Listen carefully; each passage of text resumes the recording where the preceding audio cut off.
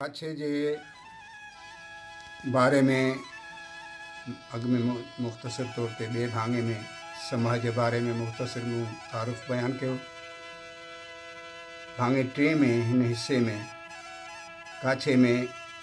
सिंधु तहज़ीब Indus civilisation जे आसारनि जे बारे में मुख़्तसिर तौर ते मां तारुफ़ बयानु पेश कंदुसि। काछो बुनियादी तौर सिंधु दरिया जी वॾी वहंदड़ छाड़ जेका कश्मोर ऐं कंदकोट खां वहंदी, कंबर शहदाद कोट खां लाड़काणे खां थींदी मंछुर ताईं ईंदी हुई ऐं मंछुर खां पोइ वकुड़ खाई सेवण जे ॾखण में जेको लाल बाग वारो एरिया आहे इन मां वरी वञी सिंधु में मिलंदी हुई ऐं उहा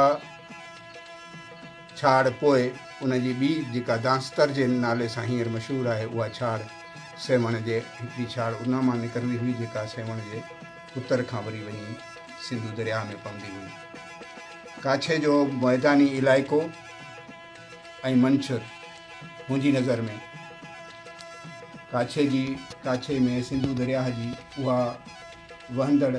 क़दीम छाड़ जी लट ऐं लटस जे करे कच्छ जो मैदान बर्पा थियो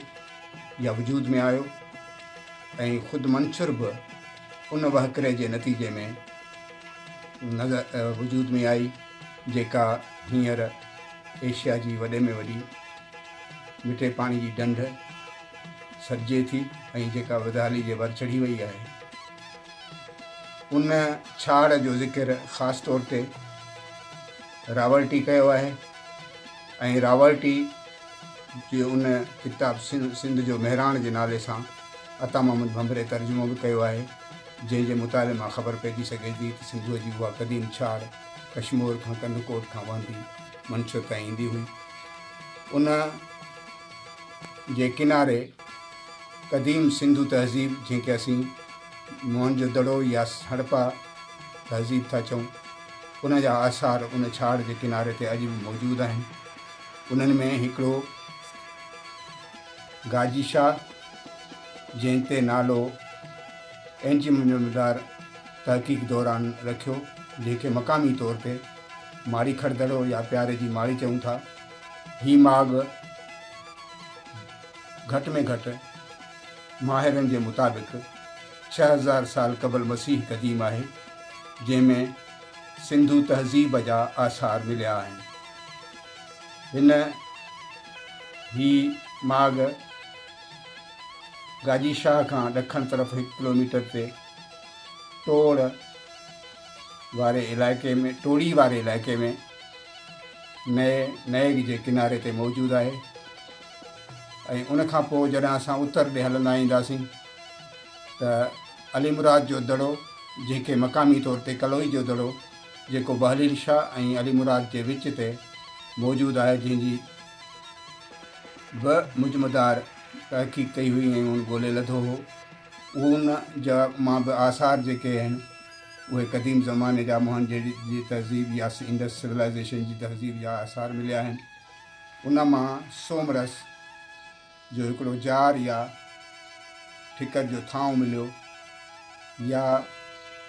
उन सोमरस जे छाणनि जे हवाले सां ज़िक्र कयो वियो आहे, जंहिंजो ज़िक्र 1500 क़बल मसीह में लिखियल या चयल ऋग्वेद में मौजूदु आहे। उनखां अलावा वाई पांधील कोटीरो दड़ो बि उन क़दीम तहज़ीब जो आसार आहे। ऐं